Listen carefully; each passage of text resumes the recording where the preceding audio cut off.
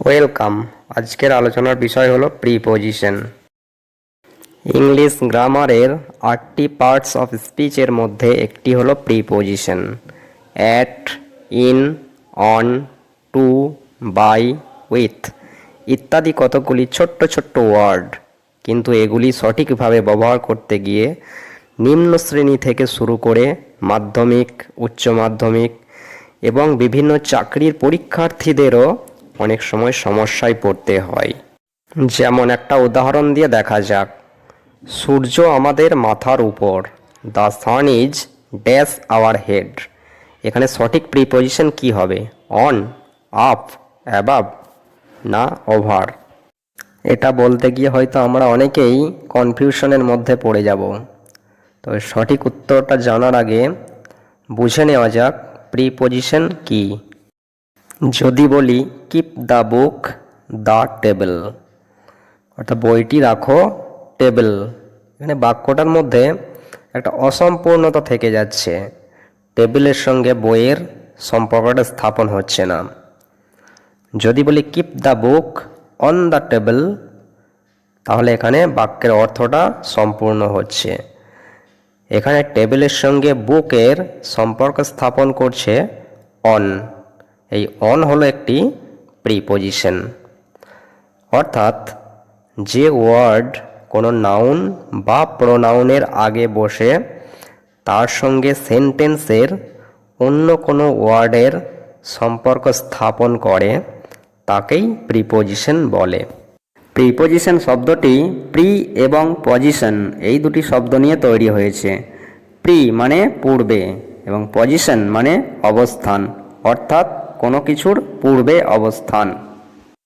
প্রিপোজিশনকে আমরা কতকগুলি ভাগে ভাগ করতে পারি, যেমন preposition of place or location, অর্থাৎ কোনো জায়গাতে বোঝাতে যে প্রিপোজিশনগুলি ব্যবহার হয়, যেমন in, on, at, under, over, above ইত্যাদি। প্রিপোজিশন অফ টাইম, অর্থাৎ কোনো সময়ে বোঝাতে যে প্রিপোজিশনগুলি ব্যবহার হয়, যেমন in, on, at, before, after, for, since, from, এগো ইত্যাদি। প্রিপোজিশন অফ ডিরেকশন, অর্থাৎ কোনো দিকে বোঝাতে যে প্রিপোজিশনগুলি ব্যবহার হয়, to, into, over, across, along, from, up, down, towards ইত্যাদি। Preposition of agents or things, কোনো ব্যক্তি, সংস্থা বা কোনো যন্ত্রের দ্বারা কিছু করা বোঝাতে যে প্রিপোজিশনগুলি ব্যবহার করা হয়, যেমন by, with, with the help of ইত্যাদি। এছাড়াও আছে ফ্রেজ প্রিপোজিশন, অর্থাৎ যখন কোনো ফ্রেজ প্রিপোজিশন হিসাবে কাজ করে, যেমন on behalf of, in front of, in spite of ইত্যাদি। আর আছে প্রিপোজিশনাল ভার্ব, অর্থাৎ ভার্ব ও প্রিপোজিশনের একটা কম্বিনেশন, যেমন waiting for, knocking at, listen to, look at ইত্যাদি। এবার আমরা দেখব ইন কোন কোন ক্ষেত্রে ব্যবহার হয়, যেমন কোনো জায়গাতে বা কোনো কিছুর মধ্যে বোঝাতে ইন বসে। উদাহরণ, আমরা কক্ষের মধ্যে, we are in the room. একইভাবে স্কুলের মধ্যে ইন দ্য স্কুল, বিল্ডিংয়ের মধ্যে ইন দ্য বিল্ডিং, গ্রন্থাগারের মধ্যে ইন দ্য লাইব্রেরি, গ্রামে ইন এ ভিলেজ, শহরে ইন এ টাউন। কিন্তু এখানে মনে রাখতে হবে, গ্রামের বা ছোট কোনো শহরের নাম বললে সেখানে কিন্তু ইন হবে না, সেখানে হবে অ্যাট। এছাড়াও in the train, in the bus, in the garden, in the car, in the kitchen, in the field, in a park, in the sky, in the sun, in the box, in the cupboard, in the water, in my bag, in my pocket ইত্যাদি। কোনো বড় জায়গা, city, state, country ইত্যাদির নামের আগে in বসে। যেমন in Kolkata, in West Bengal, in India, in England, in Europe ইত্যাদি। কোনো পেশা বা পরিস্থিতিতে থাকা বোঝাতে ইন বসে। যেমন রামবাবু ইজ ইন দ্য নেভি, অর্থাৎ রামবাবু নেভিতে কাজ করেন। The boy is in good health, এখানে পরিস্থিতিতে থাকা বোঝাচ্ছে। সময়ের ক্ষেত্রে মাস, ঋতু, বছর, শতাব্দী বা লম্বা কোনো সময় বোঝাতে ইন বসে। যেমন in January, in winter, in 1947, in the year 2020, in 21st century, in the summer vacation, in the past, in the future ইত্যাদি। কোনো সময়ের মধ্যে বোঝাতে ইন বসে।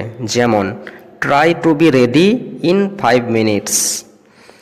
সকালে, বিকালে, সন্ধ্যায় বোঝাতে ইন বসে। যেমন in the morning, in the afternoon, in the evening.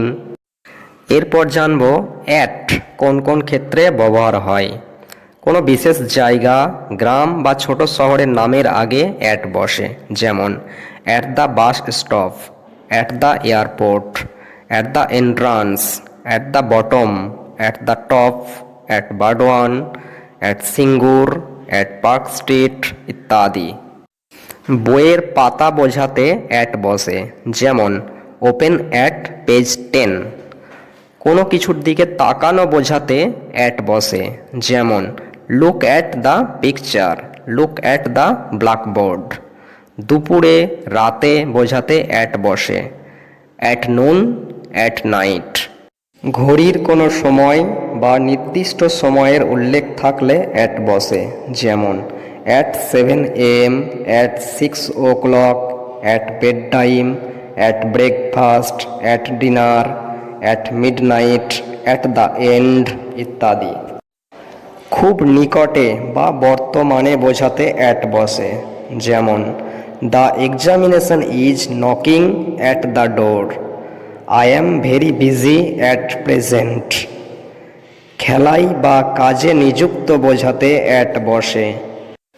যেমন my mother is busy at work, I saw the boys at play. এরপর দেখে নেওয়া যাক কোন কোন ক্ষেত্রে অন ব্যবহার হয়। কোনো কিছুর উপরিতলে ছুঁয়ে আছে এরকম বোঝাতে অন বসে। যেমন the book is on the table. এছাড়াও on the blackboard, on the wall, on a roof, on the bank of river ইত্যাদি।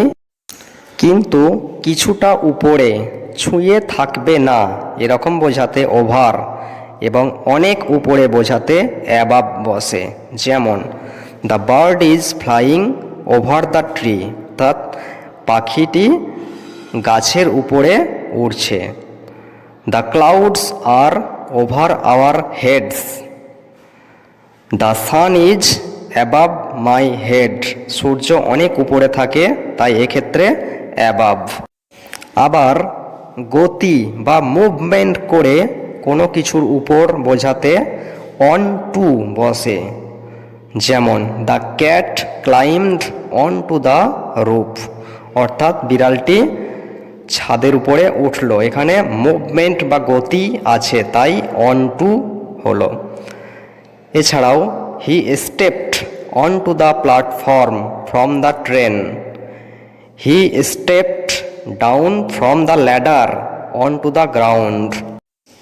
বার বা তারিখের আগে অন বসে।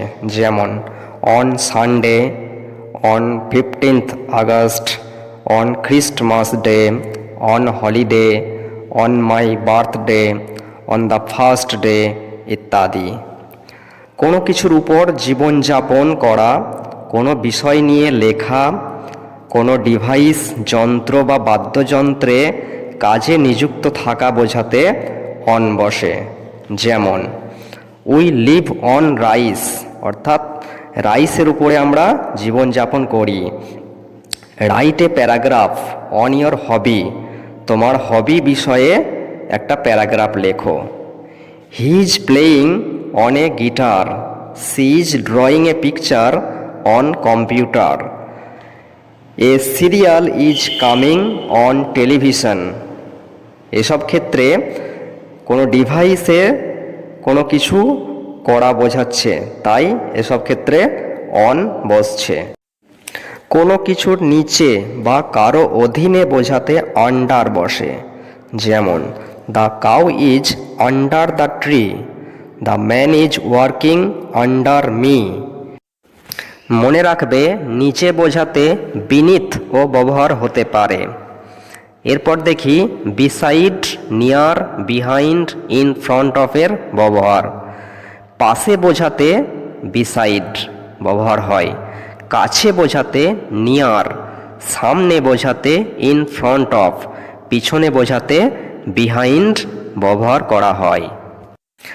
আগে বোঝাতে বিফোর বা এগো, পরে বোঝাতে আফটার ব্যবহার করা হয়। এছাড়াও আরও অনেক প্রিপোজিশন আছে, যেমন for, from, from to, from since, to, into, by, with, of ইত্যাদি। তো একই ভিডিওতে এতগুলো আলোচনা করলে ভিডিওর দৈর্ঘ্য অনেক বড় হয়ে যাচ্ছে, তাই পরবর্তী আর একটা এপিসোডে এগুলো আলোচনা করব। পরবর্তী ভিডিওর নোটিফিকেশন পাওয়ার জন্য চ্যানেলটিকে সাবস্ক্রাইব করে বেল আইকনটি প্রেস করে সঙ্গে থাকুন। ভিডিওটি যদি ভালো লাগে তাহলে প্রচুর লাইক, কমেন্ট এবং শেয়ার করুন, যাতে অন্যরাও এই ভিডিওটি দেখার সুযোগ পায়। ধন্যবাদ। যদি তোমাদের কোনো কিছু বুঝতে অসুবিধা থাকে তাহলে সেটা কমেন্ট সেকশনে জানাবে। আর যদি ভিডিওটা ভালো লেগে থাকে তাহলে লাইক করবে। আর পরবর্তী লেসনগুলো পেতে আমাদের চ্যানেলটাকে সাবস্ক্রাইব করবে। Thank you.